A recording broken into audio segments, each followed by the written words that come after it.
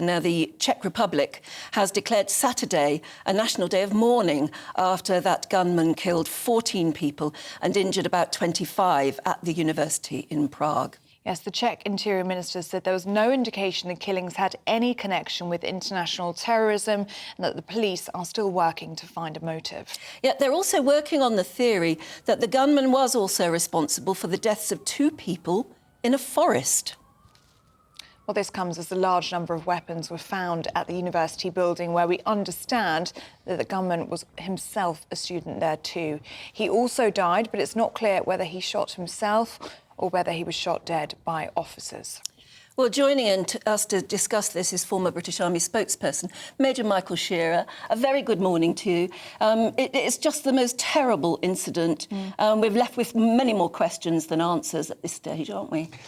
Yes, you're right. Good morning. The first thing, obviously, is condolences to all those involved, and indeed the people of the Czech Republic, who are very sensible and imbued with a real, common sense, really, on their day-to-day living. How such a thing could happen in their capital city is incredible.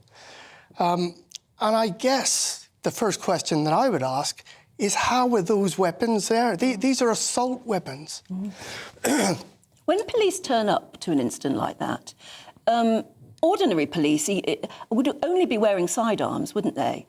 And are they any good up against what was an incredibly, what do you call it, a long-barreled rifle?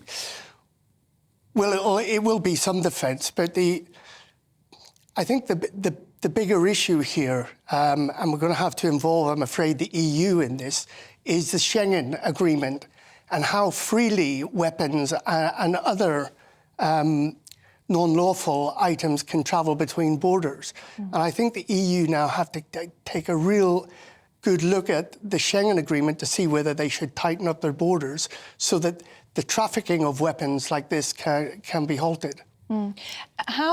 What do you think about the police response to this? Because they have been praised for evacuating that building very quickly. They say that if police hadn't evacuated so quickly and eliminated the shooter, whatever that may mean, then many more people would have died. But we're also hearing reports that the shooter's father was found dead several hours before this mass shooting happened. Do you think it was a quick enough response, or do you think there were hours there where something could have happened? I mean, they're all imponderables, really. I mean, it's too much of a coincidence, I would say, that the father is found dead in the morning and then this atrocity happened later on in the day. But I think the initial response of the police was outstanding. They really did move quickly. They contained the area. They texted and used many other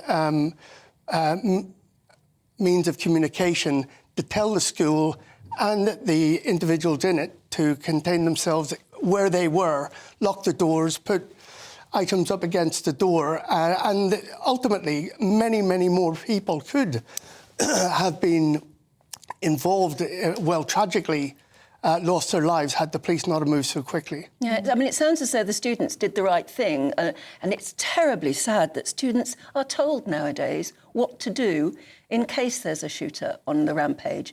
But the shots that we've seen of those students that clambered out onto a tiny ledge right high up in the building, just as the only way they could think of to get out of his sights, we're seeing it now. I mean, that's terrifying that they were driven to that. We don't know how they are, but one can only pray that they did manage to escape. Yeah, I mean, it is a real shocker watching these images. It is. I was speaking to a friend last night that lives in Prague, an old army chum of mine, and he was telling me that the gun laws in the Czech Republic are actually quite laxed. Not that they were being in any way laissez-faire about them. They just didn't need to have any tighter laws, but clearly now they do. There is a thriving industry, I'm told, where tourists come in with the view to firing assault rifles on ranges in the Czech Republic that they would not otherwise be able to do. I think that the Czech government will get across this. I'm quite sure, But can you put the genie back in the bottle? If they've got a state now, which, I mean, they're so used to being a very civilised state, aren't they? Yes, indeed. In the Czech Republic, and we've always looked upon them as being so. But if they do have lax gun laws, can you ever then pull back? Well, I think you can. You have amnesty. You offer people the opportunity to give in their weapons.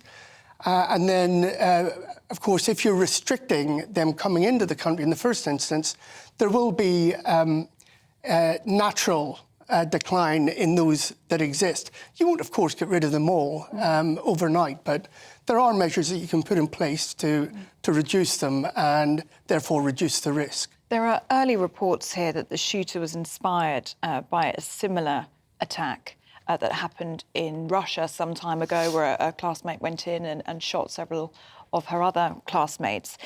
With social media and the dark web, how can we avoid these sort of copycat attacks that we've seen now in the Czech Republic?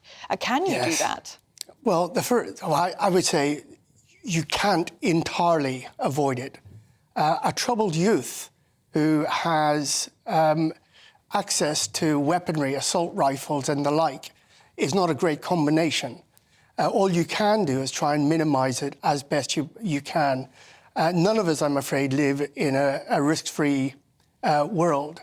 But you can reduce the opportunity. You won't ever eliminate it. You do also wonder, don't you, whether these social media platforms could be doing more to raise an alert more quickly, because time and again, and it's true, I think, in this case, that he did post something online that suggested he was going to go on a shooting spree. And I know that you can't say everybody can be watching their, the output of absolutely everybody, but you do wonder whether there couldn't be AI used now to spot particular target words and maybe alert everyone sooner. There's no question that that whole social media fraternity need to be a bit more responsible and lean in to help out the general public across the world. And I think, again, someone should be pressing hard for the social media, the great giants of that arena, to look carefully at how they manage themselves in such an incident. OK, Major Michael Shearer, very good to see you this morning. Thank you for your analysis. And of course, our condolences go to those 14 people who very, very sadly lost their lives. But when something happens in an educational institution like this, everybody is affected, aren't they? Yes. The students you're with, even if you don't actually know any of the victims, I think youngsters at that university will all feel deeply traumatised, and just before Christmas. Yeah. It's terrible, isn't it?